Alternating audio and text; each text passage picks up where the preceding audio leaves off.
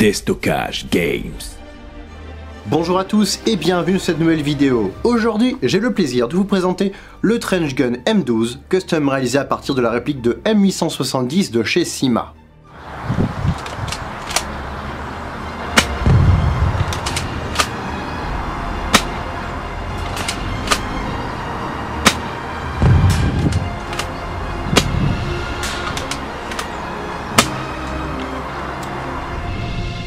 Avant toute chose, je souhaite remercier Déstockage Games pour son soutien.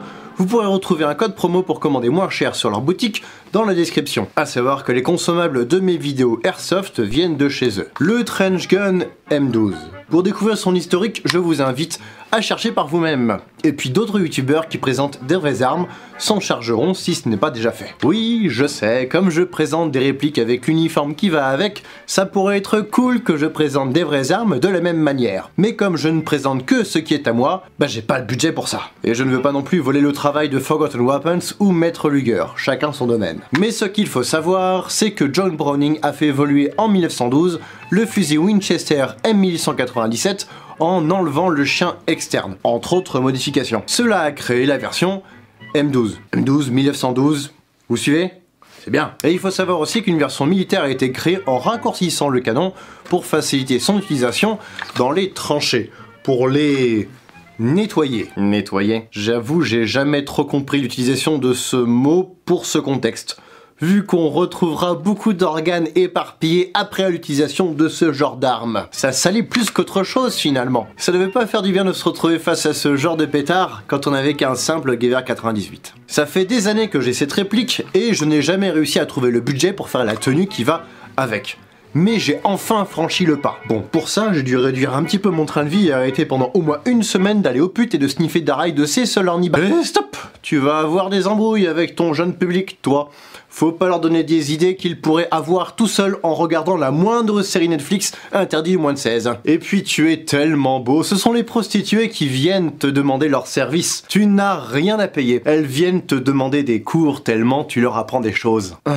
Bon. Revenons sur la réplique. À l'origine, c'est un fusil à pompe M870 Spring long de chez Cyma, avec la référence romantique CM350L. L parce qu'il y a plusieurs longueurs possibles et qu'ici c'est la version longue. La principale particularité de cette réplique est qu'elle a 3 canons, donc 3 pistons, 3 blocs pop et un seul ressort. Et quasiment tout en plastique à l'intérieur. Parce que la réplique coûte entre 50 et 75 € en France. C'est moins cher qu'un plein à la pompe au moment où je fais cette vidéo. Après, vous allez le voir, le fait d'avoir 3 canons avec 3 pistons qui ne sont pas étanches, nativement, après libre à vous de l'upgrader, va provoquer des tirs un petit peu aléatoires. Et on pourra se retrouver avec des tirs qui pourraient vous permettre d'intégrer les FFL. Non, pas les forces françaises libres, je parle de la Fédération française de la loose.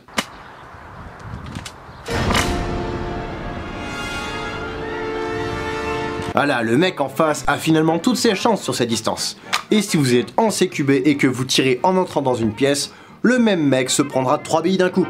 Parce que la dispersion ne sera pas assez grande à une distance de moins de 10 mètres. En sortie de boîte, évidemment, la réplique n'était pas comme ça physiquement. Elle avait des parties bois en plastique et une plaque de couche en caoutchouc sur l'arrière. Et ces parties en plastique, elles étaient creuses donc elles faisaient du bruit.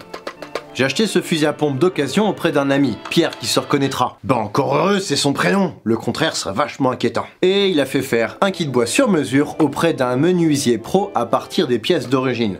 Et il a aussi imprimé un kit en 3D pour aller à l'avant avec tenon de baïonnette et il a rajouté une partie en acier percé sur le dessus. Bon, je vous avouerai que j'ai pété le tenon de baïonnette dans mon dernier déménagement.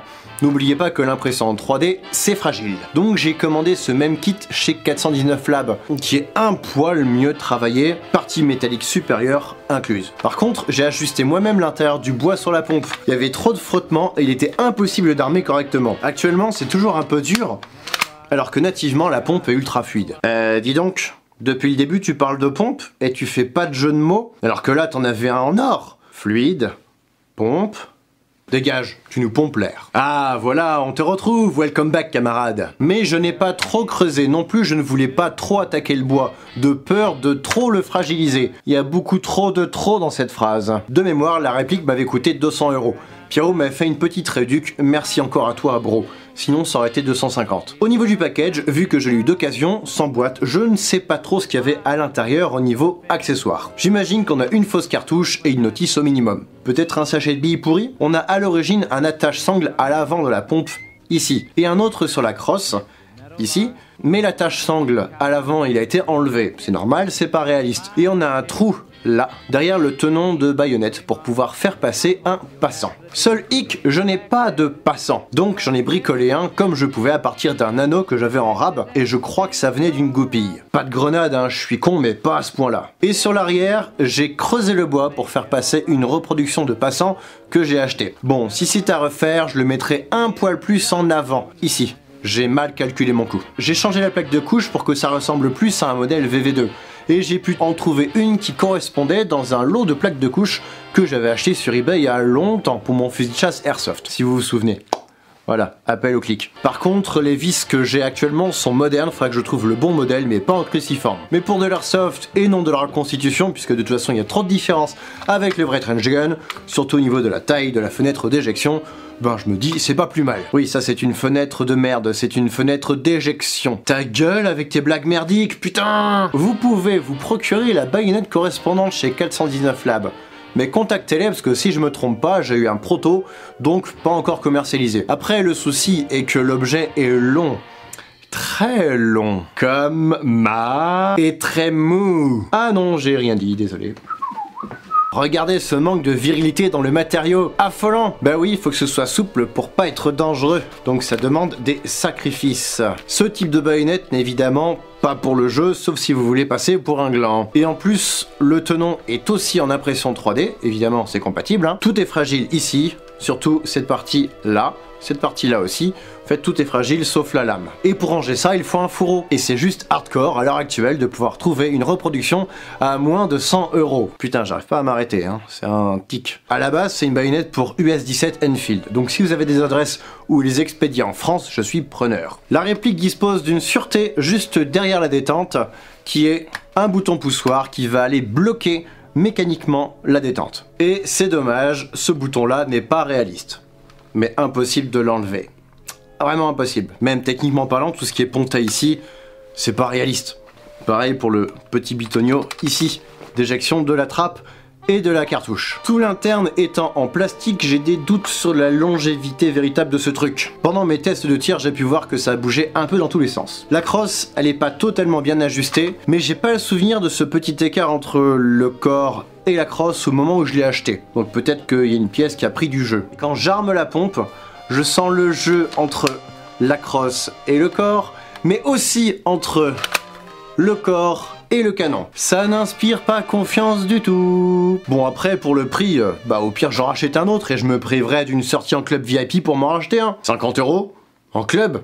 Vu les prix maintenant, t'as juste à ne pas aller au resto une fois avec madame pour pouvoir rentabiliser le truc, hein. Ah ouais, t'as raison, désolé, je suis un petit peu à côté de mes pompes. Bon, après si ça pète, on pourra l'appeler Félix.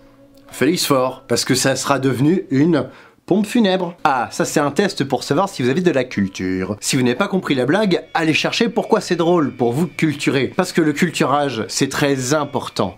C'est même 2 portants maintenant avec l'inflation. Le poids de la réplique en sortie de boîte est de 1,5 kg. Maintenant avec le bois véritable, je suis à 2,9 kg. Il nous manque donc 700 grammes pour atteindre le poids d'un vrai. Les organes de visée nativement, eh ben il y en a pas. C'est pour du tir à la hanche ce truc là, ou en tir instinctif. Maintenant on a un petit point sur l'avant ici, rajouté en impression 3D. Et finalement, ça aide. Petit point qui est monté sur un pas de vis. J'en déduis donc qu'on peut régler la hauteur. Mais à quoi ça servirait ? Vu la précision de ce truc, honnêtement, vous emmerdez pas à toucher à rien. Ce trench gun fonctionne grâce à des fausses cartouches de calibre 12. Elles permettent... Oh, il pointe. Elles permettent de contenir 30 billes. Là, c'est bluffant. 30 billes là-dedans, dans un si petit espace, alors que c'est la capacité en billes de certains chargeurs low-cap hyper longs. Vous pourrez en acheter 6 pour un prix allant entre 10 et 20 € en fonction d'où vous commandez. J'ai même pu en acheter sur Amazon. Toujours utiliser les billes Sima. Putain, l'argument commercial de merde. Par contre, j'ai pu voir que certaines pouvaient avoir des ratés. Donc évitez de garder vos billes trop longtemps à l'intérieur. Sur la longue, ça peut endommager le ressort. Et encore, j'ai même pas laissé de billes dedans de manière prolongée. et certaines cartouches ont du mal à faire remonter les billes. Faut taper dessus pour que ça se débloque, donc ça peut être frustrant.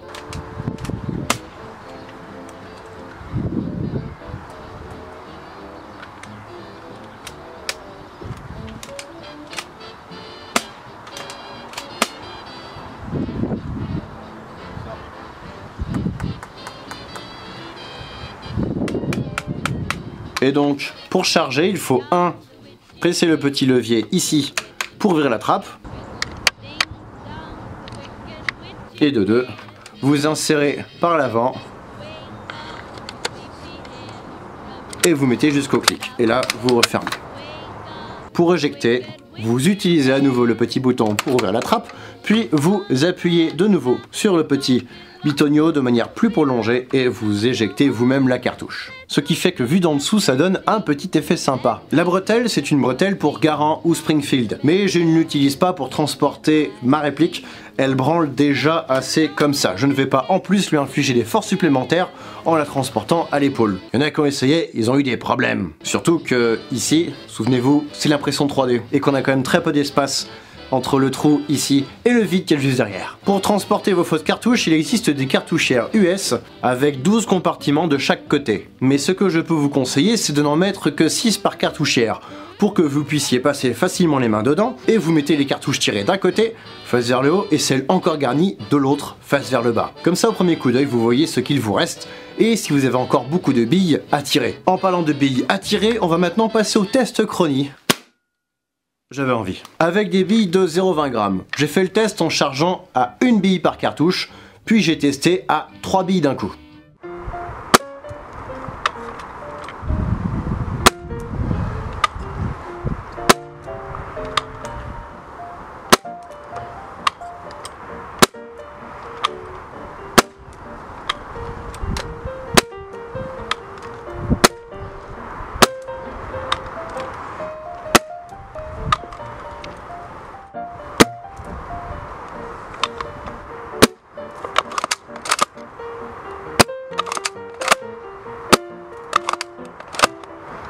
On voit que la puissance est moins importante quand on a 3 billes qui partent d'un coup. Comme on n'a qu'un ressort, on a moins de résistance dessus vu qu'il n'y a qu'une seule bille à tirer. Les deux autres chambres sont vides, donc ça me semble logique finalement. On va maintenant passer au test de tir à 35 mètres à la 0,25, puis au test de portée à la 0,28, parce qu'il y avait un petit peu plus de vent, on est en Bretagne quand même.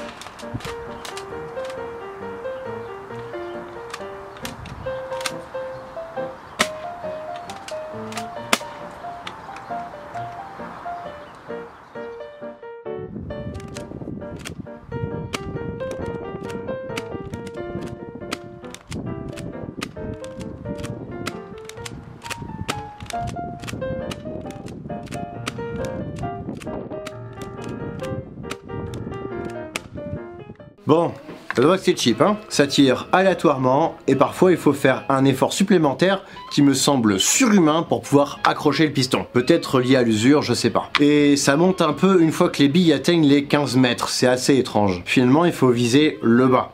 Donc les chaussures de votre adversaire. Bah ouais, c'est un fusil à pompe, ça porte bien son nom, faut viser ses pompes. Voici ce qui conclut cette vidéo, j'espère qu'elle vous aura plu. Si c'est le cas, laissez un pouce bleu, un commentaire pour le référencement, partagez cette vidéo sur vos réseaux et abonnez-vous pour ne rien rater de mes futurs projets. Je remercie encore Destockage Games et 419 Labs pour leur soutien. Vous pourrez retrouver leurs références en description. Et si vous aussi vous voulez me soutenir, vous pouvez le faire via ma page Tipeee ou en devenant souscripteur de ma chaîne YouTube pour avoir des remerciements et des avant-premières. Et évitez de se prendre un coup de pompe. Et quant à moi, je vous retrouve prochainement pour de nouvelles vidéos. Salut!